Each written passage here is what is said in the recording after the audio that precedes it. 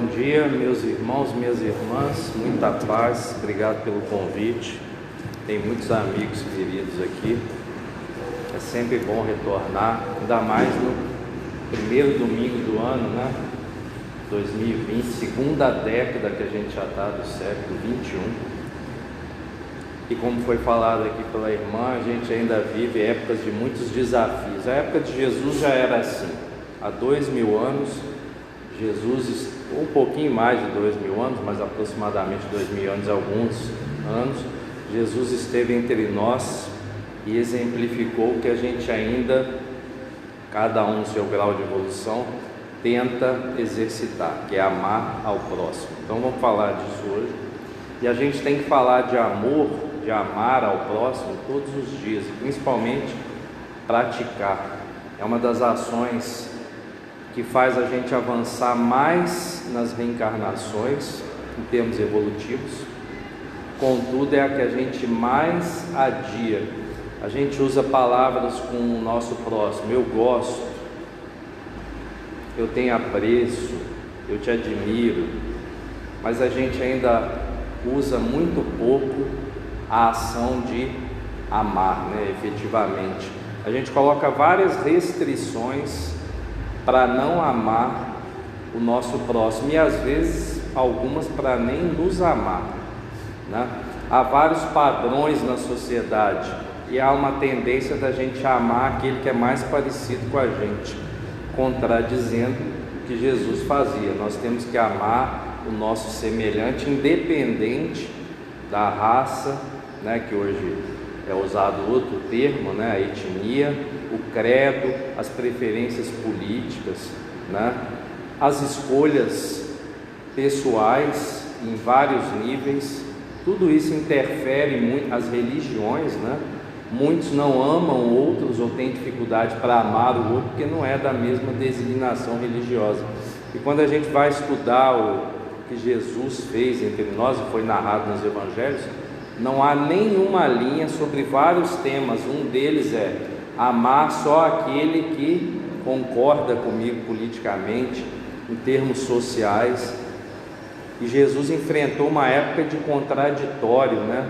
Opiniões divergentes, materialistas. Na prática hoje existem, mas tem todo o acesso para deixar de ser. E ainda há muitos irmãos, dentre os quais muito provavelmente a gente não faz parte ou se esforça para não fazer parte desse grupo mais, que nós já sabemos o que é não amar o próximo. Ainda há um grupo de irmãos que seleciona: não, quem concorda com as minhas ideias, quem segue a minha religião, eu amo. Os outros eu tolero, eu convivo, às vezes respeito, né? E aí vem algumas questões iniciais para a gente pensar nesse ano de 2020, né? É o dever de casa. Ao longo de 2020 a gente pode tentar responder essas questões, não com respostas escritas, com ações. Questões que me preocupam, né? Porque cada ano que passa, cada ano novo que chega para mim, é menos um ano encarnado. E a gente quer ficar o máximo de tempo encarnado. Pode perguntar para boa parte da humanidade: você quer ir para o mundo espiritual, rever os amigos? Quero. Daqui a 50, 60, 70 anos, ou na hora certa, né? Porque a gente sabe exatamente a hora. Eu conheço qual o maior mandamento da lei de Deus. O maior mandamento é amar ao próximo, né? E aí há toda uma possível floreação sobre isso, mas é amar o meu próximo, amar quem está na frente, né? Amar quem precisa ser amado, e principalmente começar pelo alto amor, porque muitas vezes a gente tem dificuldade para amar o próximo porque a gente nem se ama, não se cuida. Isso não está ligado à moda, ao uso de marcas, a embelezamento externo. Isso é questão pessoal, cada um como se sente bem, faça. O problema são os excessos, quando a gente começa uma busca ilusória por uma beleza exterior e acha que é aí que vai vir a receita do alto amor. Não é. A receita do alto amor está na simplicidade. nas práticas comuns do cotidiano, no tratar o outro como gostaria de ser tratado, ou, em termos bem resumidos, imitar Jesus, como Jesus fazia. Jesus, quando tinha que ser enfático, o fazia com carinho. Quando ele tinha que ser doce, o fazia também com carinho, com amor. Olha, basta a receita. Sempre que as pessoas perguntam como é que eu faço para me auto-amar, para ser feliz, é só imitar Jesus, porque Jesus praticava a auto-reflexão, o auto-amor, e isso fazia com que ele tivesse mais facilidade de amar o seu próximo, que era o primeiro que tinha que fazer, porque era o nosso exemplo moral e ainda é, e vai ser para sempre. O primeiro mandamento é amar ao próximo. Esse é o primeiro mandamento. Se todos fossem reunidos nele, nós já estamos caminhando para a nossa evolução. Como é que demonstramos o nosso amor a Deus? Então, já que o primeiro mandamento é amar ao próximo, e aí a gente tem que tirar todas as restrições, se fosse fácil, gente, nós não estaríamos na Terra, que é um dos planetas com mais desafios, é o planeta Terra. Por isso que a gente gosta muito de estar aqui na Terra, né? Que não é plana, ainda bem, apesar de chamar planeta, não é plano, é esférico.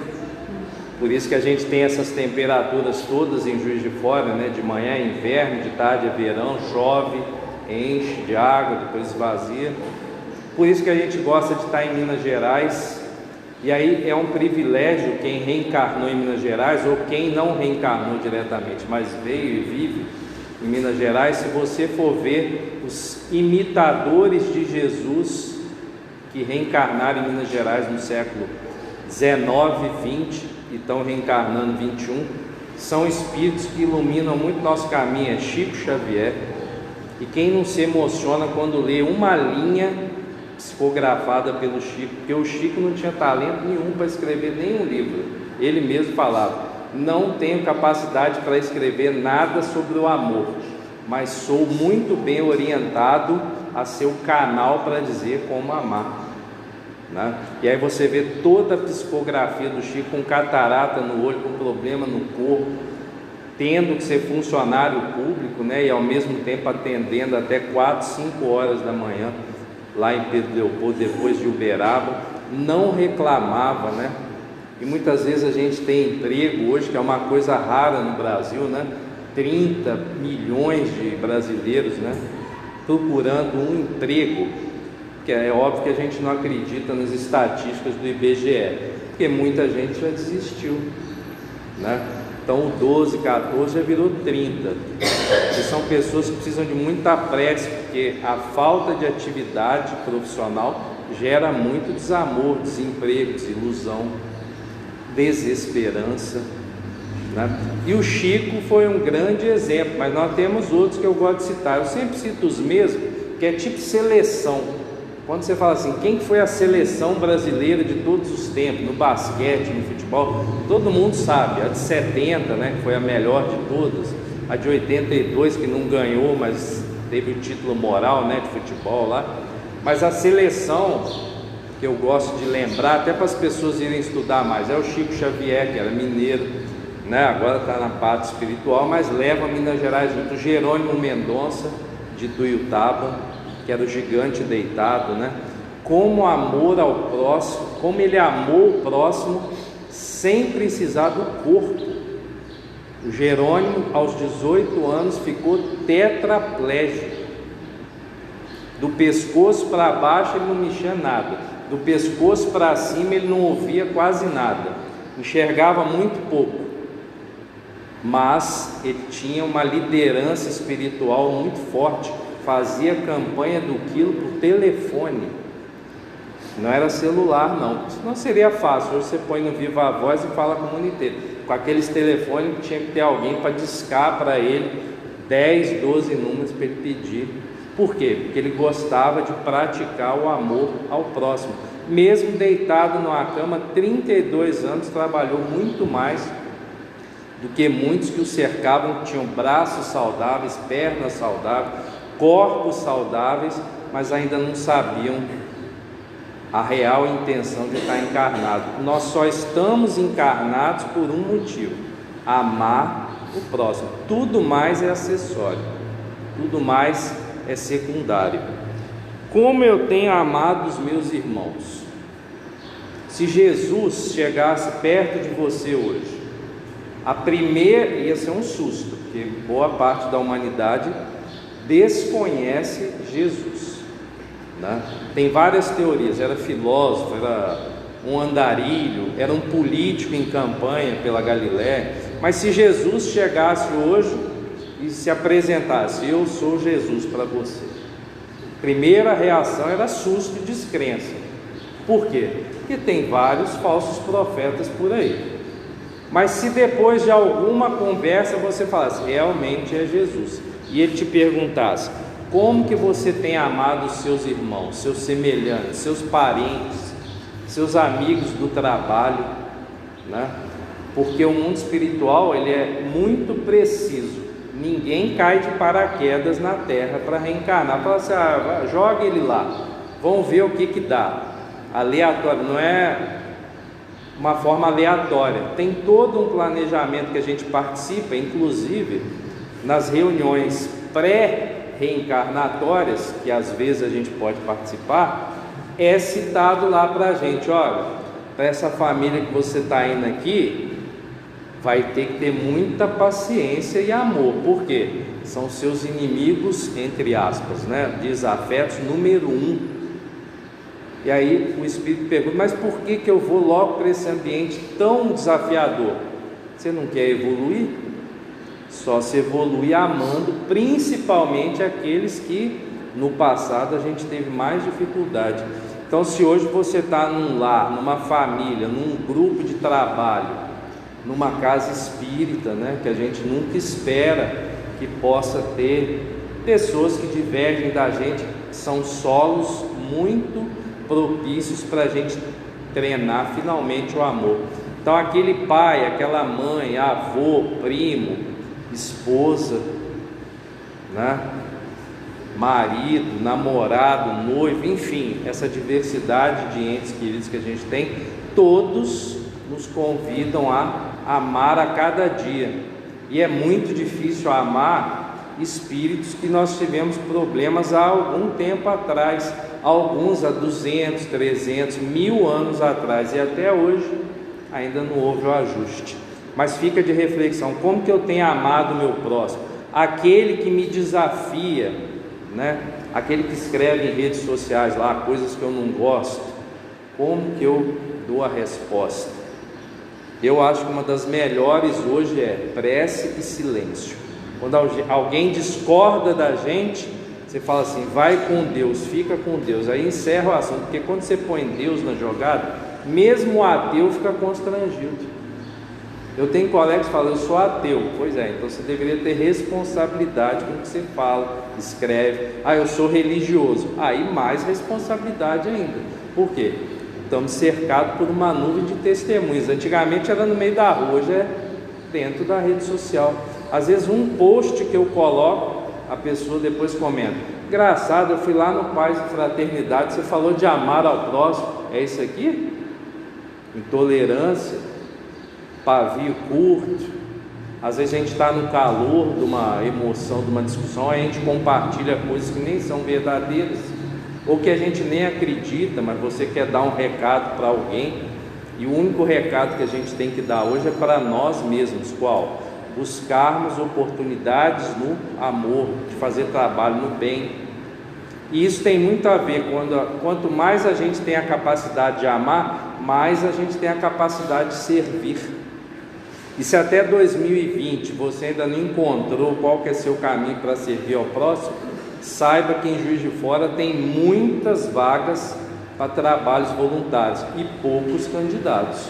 Hoje é uma dificuldade que a gente tem imensa para arrebanhar.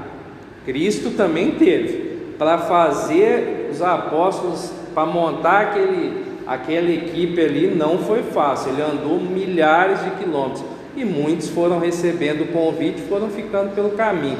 Você imagina receber um convite de Jesus Cristo, né? Você está ali do lado e ele fala assim: larga tudo, porque tudo é nada. A gente tem um monte de coisa que a gente não precisa, e a única coisa que a gente precisa é de saúde espiritual e sanidade mental, e um pouco de preparo físico, porque para seguir Cristo e Paulo tinha que ter perna forte, espírito forte, porque eles andavam muito, né? E foi até propício, era o lance de andar, ele tem tudo a ver, porque hoje seria mais fácil, né? Você pega um Uber, vai para onde você quiser, pega um avião, vai para onde você quiser. A época de Cristo era muito mais desafiador, era caminhando. Eu pratico em que medida o maior mandamento da lei de Deus? Se tivesse um aparelhinho, fosse criado um aparelho, aí ele coloca, qual aparelho de medir pressão? Vamos ver como é que eu estou amando, né? Um aparelho para medir minha capacidade de amar na prática. Como é que ia estar o meu? Fraco, médio, forte, ou nem tem medida, né? É o amar sem medida. Não existe esse aparelho na prática, e a ciência nem vai se preocupar em fazer. Por quê? Porque isso é uma coisa que está dentro do coração, né? Uma professora, um dia, poucos alunos foram à aula, 3 alunos foram à aula, e aí ela propôs uma atividade. Ela não ia dar matéria nova, e professor, né, como eu e a Fernanda aqui, o dia que falta muito aluno na aula, a gente não dá matéria nova, porque senão você vai ter que explicar de novo para a turma quando voltar todo mundo. Então ela resolveu dar uma atividade prática, porque surgiu uma pergunta na sala. Uma das alunas falou: professora, já que você não vai dar matéria nova, me responde uma coisa, o que é o amor? E essa é uma pergunta que Sócrates explica no seu livro Banquete, né? Ele fala sobre o amor. O que é amar de verdade, né? É o amar sem medida, sem restrição, sem preconceito, sem ficar olhando, olha, sem comentários pejorativos. É o amar sem enxergar quem está na frente. E aí a professora, para não dar a resposta direta, é muito fácil definir o que é o amor. Tem vários dicionários por aí, inclusive online. Mas ela queria que fosse uma coisa que marcasse aquelas 3 alunas, 3 crianças. E ela falou assim: olha, vocês têm 1 hora para ir lá fora e eram 4 crianças. Você tem 1 hora para ir lá fora e buscar algo que defina o amor para vocês. Alguns minutos depois, elas voltaram. As 4 crianças, eram 4, elas voltaram. A primeira trouxe uma flor. Ela foi lá, arrancou uma flor do jardim, e a professora falou: por que você trouxe a flor? Ela falou assim: porque para mim só Deus é capaz de criar a flor. Deus pode criar o homem, que vai cultivar uma semente que vai virar uma flor, mas nenhum homem é capaz de criar uma flor com toda a preciosidade que Deus faz, que é uma criação divina. Assim como nenhum homem é capaz de criar outro homem. Nós não conseguimos nem uma ovelha, não sei se vocês lembram, né? Mas a Dolly não durou muito tempo, era uma ovelhinha criada em laboratório. E aí a professora fala: então para você a flor é o amor. É, porque o amor é aquilo que exala tudo de bom, de belo. A segunda criança trouxe um passarinho que tinha caído do ninho. E a professora falou: por que você acha que isso é o amor? E a criança falou: professora, esse passarinho, ele mostra que o amor é a potência de voar, e nem o homem é capaz de voar, a não ser que crie um aparelho como Santos Dumont fez. Nós não temos a capacidade, nem se a gente mentalizar muito nesse estágio vibratório de evolução que a gente está, a gente não tem, em outros planos sim, mas aqui pode pôr asa que a gente não voa, a gente voa de outras formas, no pensamento, mas fisicamente só os pássaros têm essa capacidade de planar, de voar, e os pássaros, criação divina, já nascem com potencial para voar e voam já um pouco depois de filhotes já. E o voar para todas as dimensões seria o amor, né? é o ir em direção à luz, ao sol, ao infinito. Para ela isso era o amor. A terceira criança trouxe uma borboleta. E a professora perguntou: explique para as colegas por que a borboleta é o amor. Ela falou: olha a simetria da borboleta, apresenta uma simetria que transmite beleza, as cores. Só Deus é capaz de criar um ser que tem algumas miligramas e consegue alçar voo, consegue perfumar todo um jardim com os pólens que ela espalha. Nem o homem é capaz de tamanha perfeição. E o amor é isso, é a perfeição, é a simetria, é o equilíbrio que a borboleta tem. E a quarta criança ficou só ouvindo, estava de mãos vazias. E a professora falou: e você? Por que você não trouxe nada? Ela falou: pois é, eu vou explicar. O pássaro, eu vi ele caído lá, tinha um pássaro caído também. Ao invés de trazer, eu fui lá e devolvi para o ninho, e pude contemplar a gratidão da mamãe pássaro que estava lá no ninho, angustiada pela perda do seu filhote. Porque todos aqueles que a gente, entre aspas, perde, momentaneamente a gente sofre, porque a gente ama muito as pessoas que estão ao nosso redor, principalmente as que a gente convive bastante em família.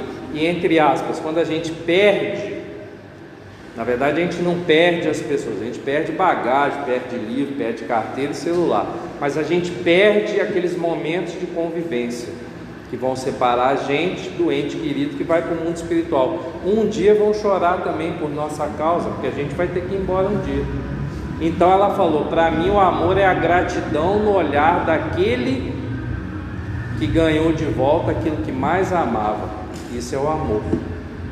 E muitos retornam para a nossa vida depois de anos, filhos, entes queridos, anos sem se falar, né? Às vezes por fatos banais, e de repente as circunstâncias fazem a aproximação, né? E aí a professora falou: e o que mais? Ela falou assim: pois é, eu também vi a borboleta, tinham várias, mas eu não quis pegar nenhuma e privá-las da liberdade. Por quê? Porque quem ama respeita a liberdade alheia, não cerceia, não engaiola os sonhos do outro. E para mim o amor é igual a borboleta, tem que estar o quê? Solto, se espalhando pelo ar. E a professora já estava muito feliz, mas ela ainda falou assim: calma, que ainda falta uma coisa, a flor. Por que você não trouxe a flor então? Ela falou: pois é, eu poderia ter arrancado a flor lá do jardim, mas aí ela não ia seguir o seu ciclo de existência. E amar é respeitar o ciclo de existência de todos os seres.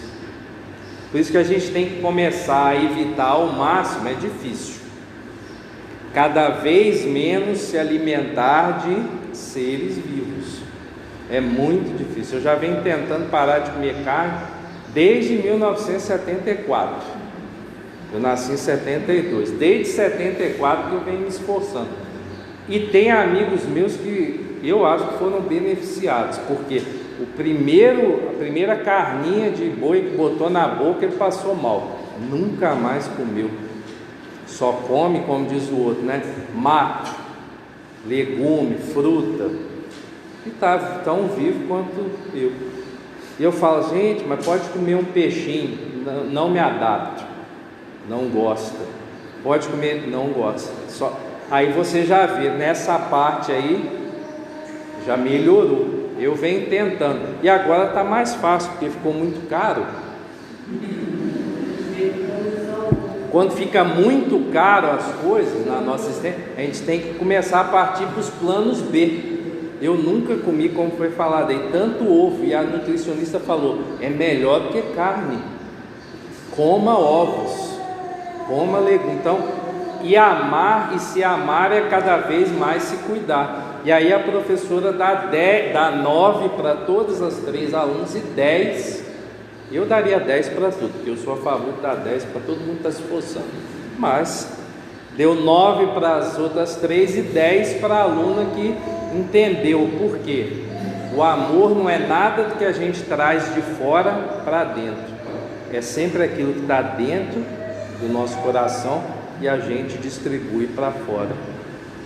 Logo, a gente não precisa procurar o amor por aí, ele está dentro de nós, como Jesus falava, do nossa boca sai exatamente o que está cheio o nosso coração. É uma frase tão simples, mas a gente ainda complica, né? A gente ainda reclama muito de todo o bem-estar que a gente vive. Eu sempre faço as reflexões. Acorda de manhã, você gira uma coisinha, sai água. Tem livros que dizem que há alguns milhares de anos atrás a gente tinha que andar alguns quilômetros para ter água limpa. Hoje você gira uma torneirinha e sai água. Você gira a outra, sai água quente. Você ainda pode modular lá, se você quer quente, muito quente, frio, água massageadora, agora estão vendendo também tudo. Você vai na cozinha, tem uma caixa que você abre, quando você abre, está tudo lá conservado, geladeira, coisa que há alguns anos, e muitos brasileiros ainda não têm. Eu já viajei para alguns lugares que eu chegava no local, as pessoas conservavam o modo natural, in natura, né? Com sal grosso, está tudo lá dentro do sal grosso, porque não tem estrutura ainda financeira, ou o próprio lugar não oferece estrutura para ter geladeira. E aí, quem acha que vai chegar hoje numa casa, não tem televisão? Pois é, milhares de pessoas estão abrindo mão disso, porque hoje você assiste num aparelhinho que você carrega dentro do bolso. As pessoas falam assim: eu queria saber mais sobre espiritismo, eu não gosto muito de ler. Não precisa. Você põe ali, tem 30 milhões de palestra, frase, livro, trecho, está tudo no celular. Já que a boa parte das pessoas hoje diz que ama celular, eu nunca entendi isso, né?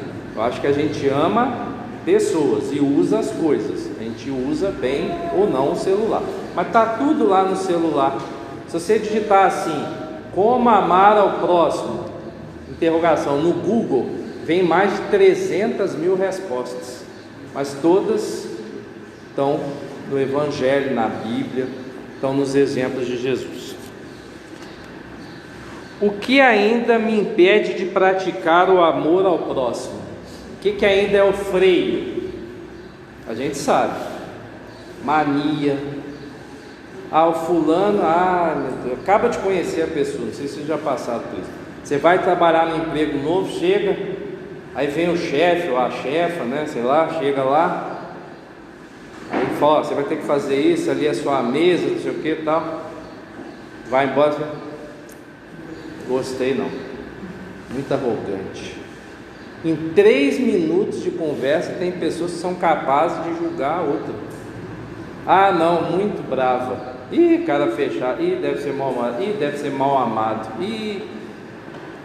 Deve tomar remédio. A gente cria um monte de barreiras para não amar. São as manias, né? Os pré-conceitos.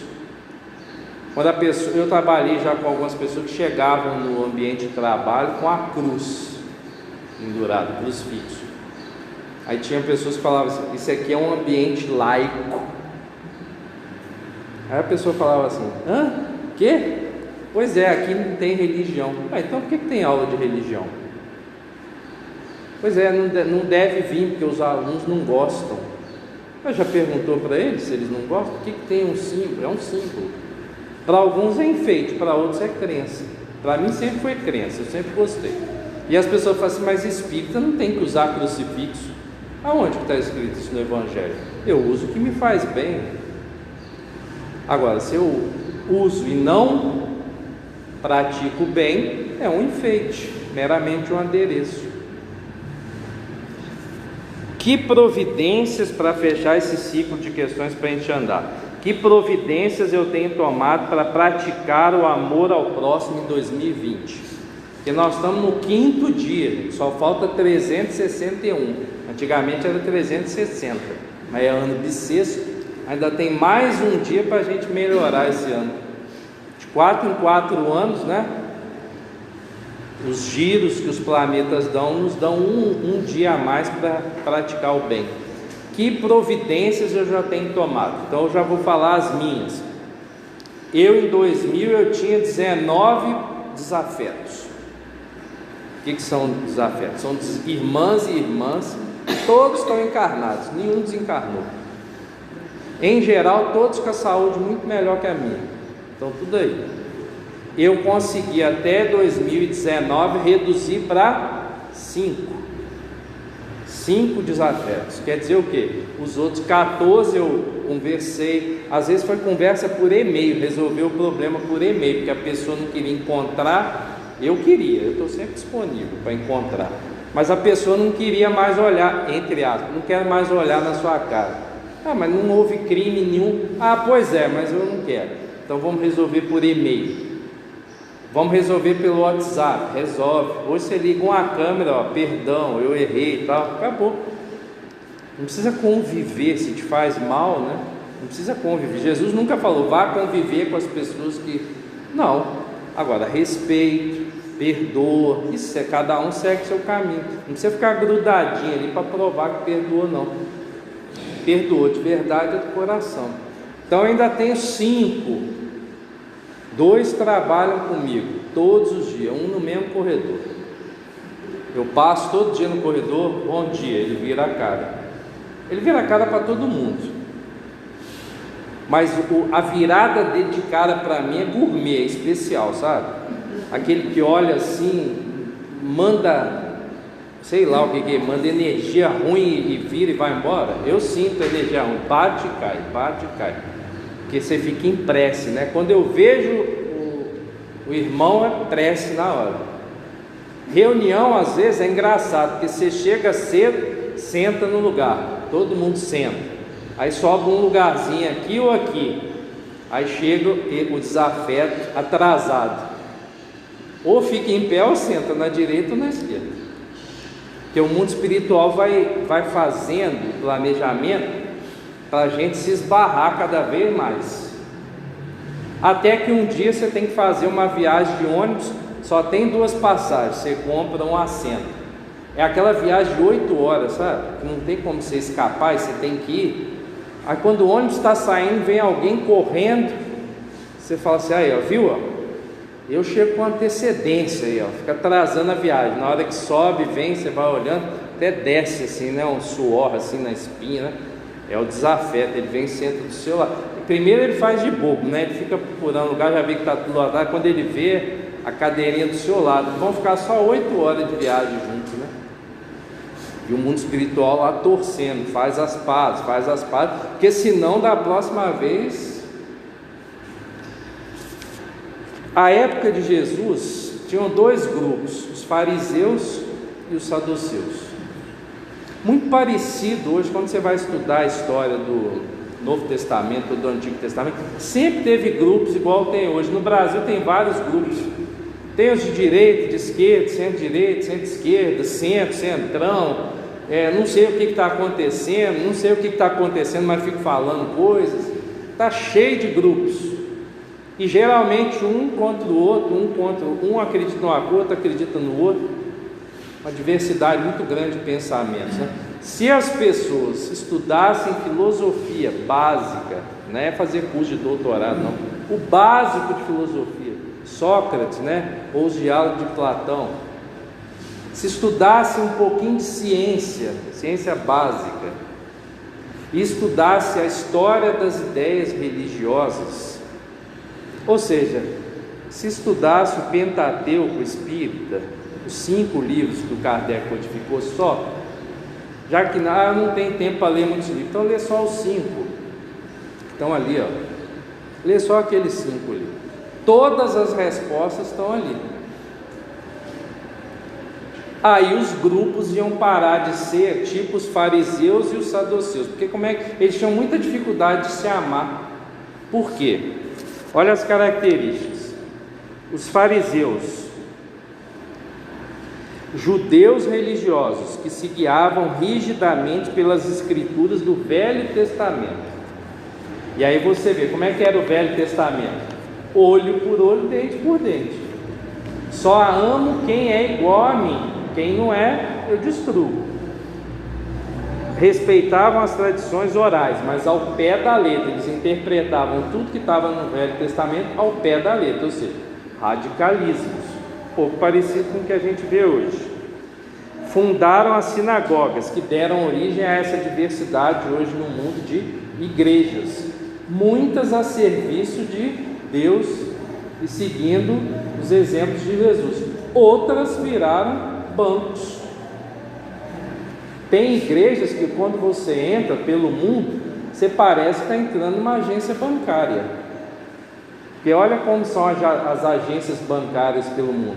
Prédios suntuosos, luxuosos, onde corre dinheiro. Tem instituições religiosas que se renderam a isso.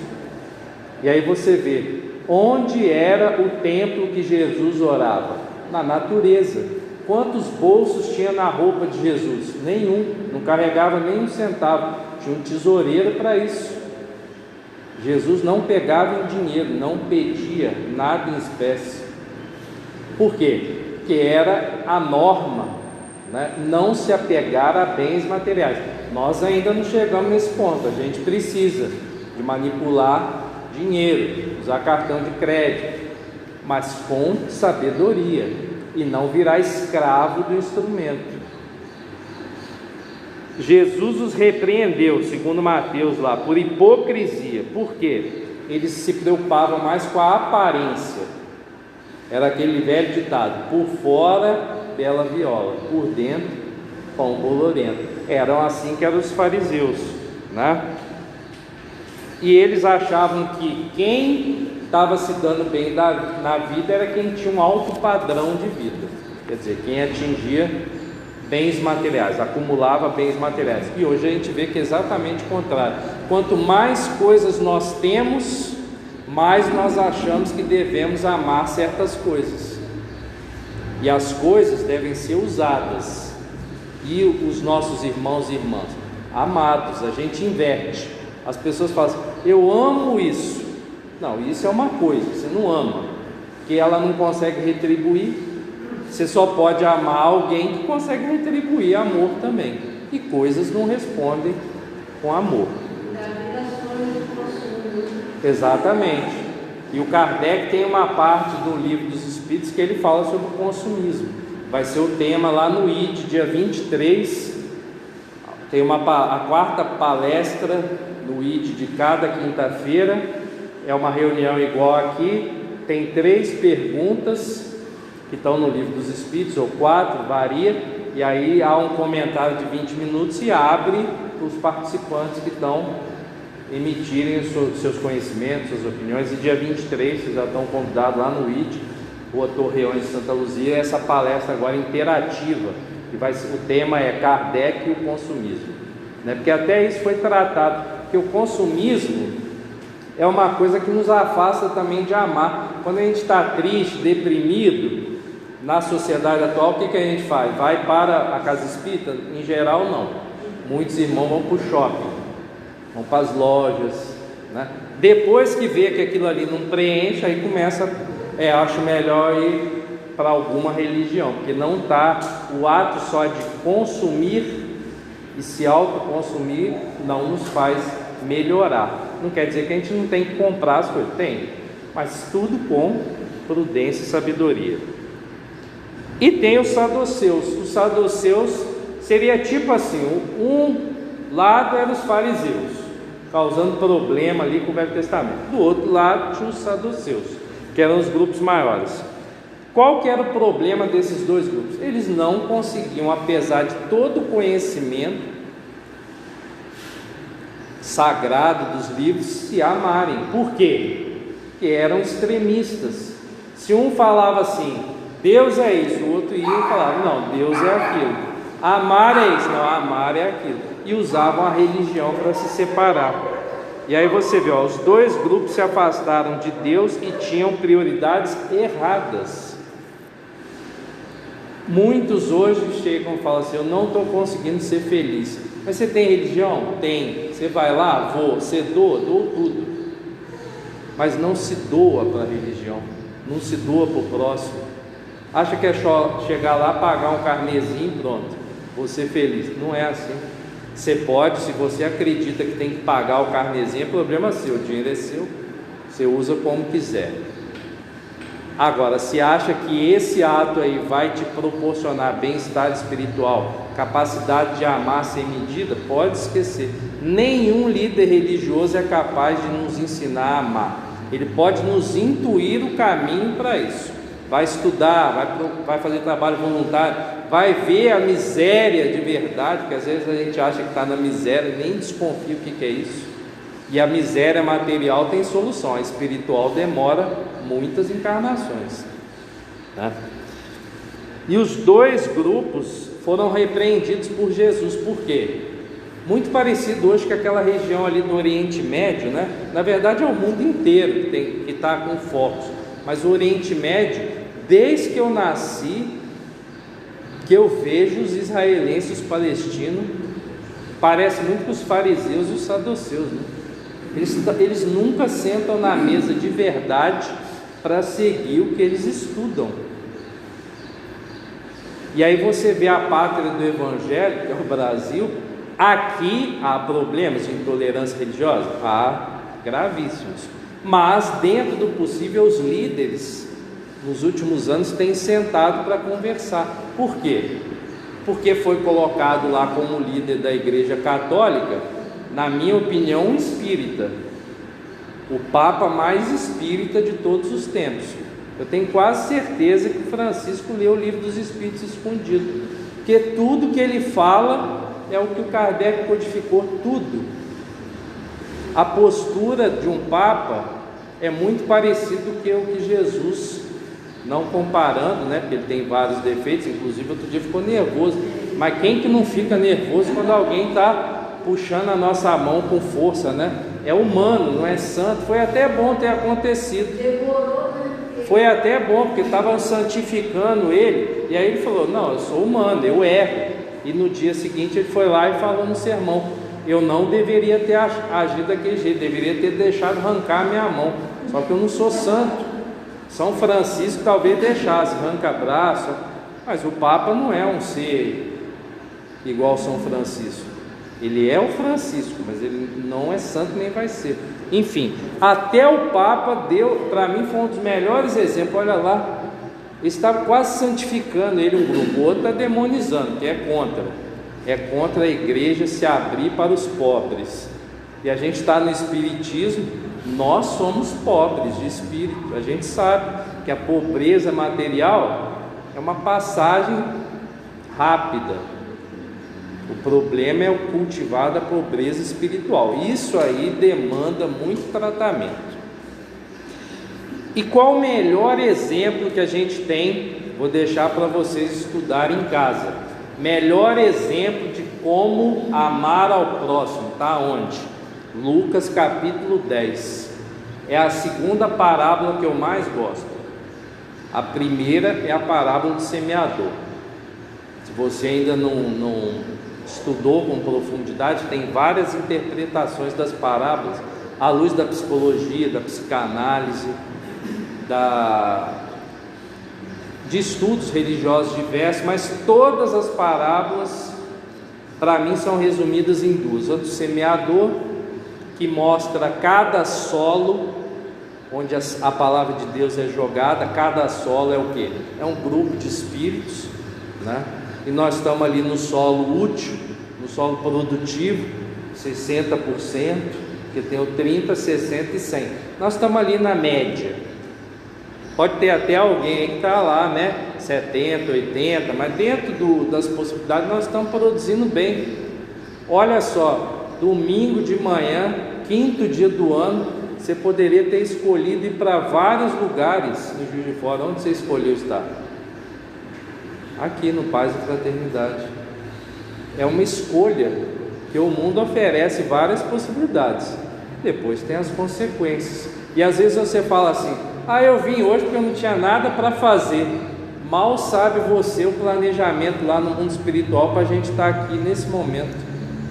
A corrente que foi feita lá para falar: sai desse caminho, começa um novo em 2020. É porque boa parte das pessoas às vezes acha que tudo é por acaso. Não é. Tem vários planejamentos para a gente estar aqui hoje, para a gente ter cancelado, porque na hora que você vai sair de casa, liga a gente, fala assim, ó, eu estou indo aí te visitar. Eu falo, ó, não vem não, que eu não estou em casa, eu estou indo lá no ID estudar. Você quer ir? Não, eu vou aí te visitar. Não, você vai dentro do carro comigo para o ID, vamos embora. Ah, mas eu tenho medo de casa espírita. Pois é, vamos começar a perder o medo hoje. Eu não sei o que vocês fazem lá dentro. Eu falo, só tenta imitar ao máximo Jesus. Tem gente que me pergunta, você não tem medo de ir não? Não tem manifestação? Eu falei, 2 vezes teve. Mas aí o pessoal foi lá, deu passe, acalmou, era uma médium que estava começando a... Não precisa ter medo, né? Eu tenho mais medo daqueles que botam medo na gente. Você chega num lugar, fala mais do diabo do que de Deus. E aí eu fico preocupado. Porque a gente tem que priorizar, é Deus e Jesus. Os anjos decaídos é prece, é amar, não é exorcizar. Eles não precisam de mais sofrimento. Mas muitos ainda acham que botando medo as pessoas vão seguir mais fácil. Comigo é o contrário, botou medo, eu falo, olha, está precisando de Deus e Jesus nessa casa. Mas a parábola do bom samaritano, que deveria ser lida, eu sou a favor não de ensinar religião nas escolas, mas a história das ideias religiosas. E raramente eu vejo discussões sobre as parábolas nas escolas, onde o solo está mais fácil ainda, está ali começando. Você lê a parábola do bom samaritano, é uma boa forma de diminuir os conflitos hoje que estão muito grandes na sociedade. Um homem que é violentado, e aí 3 personagens que Jesus resume a humanidade. Um super religioso que passa e vai embora, que ele fala assim, olha, se ele for samaritano, se ele for judeu, o que vão pensar de mim? Aí vem o outro seguidor um pouco menor, o levita, também ignora a dor, vai embora. E o terceiro é justamente o samaritano, que era um grande, né, participante de tribos inimigas dos judeus. Eles tinham uma rixa muito grande, né? Tipo time de futebol, não pode encontrar na rua, fica nervoso. E aí o samaritano, justamente aqui, e ele desconfiou, falou, ó, provavelmente é judeu, mesmo estando sem nada, ostentando nada. E aí o que acontece? Ele é o único que ajuda, que põe no cavalinho, leva lá, manda tratar, paga com 2 moedas, que é o quê? A caridade e o amor. E fala, se precisar de mais na volta eu resolvo. É assim que um cristão deve agir, e não como alguns. Já pensou, o samaritano chega, aqui, você foi assaltado? Qual que é seu CPF para eu ligar para o SAMU? Já aconteceu isso comigo, um morador estava ali, né, na rua, passando mal. Qual que é seu CPF? Ele, não tem, ué. Ele mora na rua, ele não tem documento. Ah, mas aí não dá para chamar o SAMU, então põe dentro do meu carro que eu levo. Sou SAMU não, mas para levar ali 2 quilômetros ali, qualquer carro. Ah, pois é, norma. A gente coloca um monte de empecilho para amar o próximo, inclusive burocracia. Então fica, Lucas narra lá. Por que Jesus contou essa parábola? Porque o doutor da lei, né, um grande sábio, pergunta para Jesus, quem que eu devo amar, né? Quem que é meu próximo? E aí Jesus conta essa história, e no final Jesus diz, esse é o seu próximo, é o próximo do samaritano. Não interessa o gênero, se gosta disso, se gosta daquilo, se não gosta, se quer ficar sozinho, a cor da pele. Ah, apoia fulano, apoia ciclano. Eu já chego hoje, a pessoa fala assim, ó, eu não te conheço não, mas eu apoio fulano. Eu falo assim, eu sigo Jesus. Quem que você apoia, não apoia, não é problema meu. Isso é livre-arbítrio. Tem as consequências. Se você quer apoiar pessoas que apoiam certas coisas, vai sofrer as consequências. Pode não ser aqui, mas no mundo espiritual nós vamos ser cobrados dos nossos apoios, das nossas idolatrias, né? Sendo que a gente não tem que idolatrar ninguém, a gente tem que imitar Jesus. Agora, se o outro apoia fulano, ciclano, deixa. Vamos mudar de assunto, de foco. A gente tem que mudar de foco. da dor para o amor. Para que ficar querendo saber a opinião alheia, os gostos alheios? Vamos tentar entrar num acordo. E aí vem, para a gente encerrar, as consequências da prática do amor ao próximo. Primeiro, amar o próximo como a si mesmo, fazer pelos outros o que queríamos que os outros fazem por nós. Essa é a consequência. Se eu faço bem, eu recebo bem. Mas tem gente que fala, mas eu faço bem, mas está demorando para vir. Você que não está percebendo. Provavelmente você está fazendo bem para ter ganhos materiais. Pode esquecer. Se você faz o bem de coração, você vai receber o bem de coração. Se vier coisas materiais, é acessório, né? Outra coisa, quando eu faço bem, as minhas duas asas batem muito melhor, e quando eu amo, batem mais rápido ainda. Quais asas? A moral e a intelectual. Quando eu amo o meu próximo, as duas asas crescem juntas e fortes e batem. É lógico que isso é uma metáfora, como se fossem duas bússolas, a moral e a intelectual. O problema é quando a intelectual está ajustada e a moral não. Aí eu vou para os caminhos errados, porque só o intelecto não me leva a fazer o bem.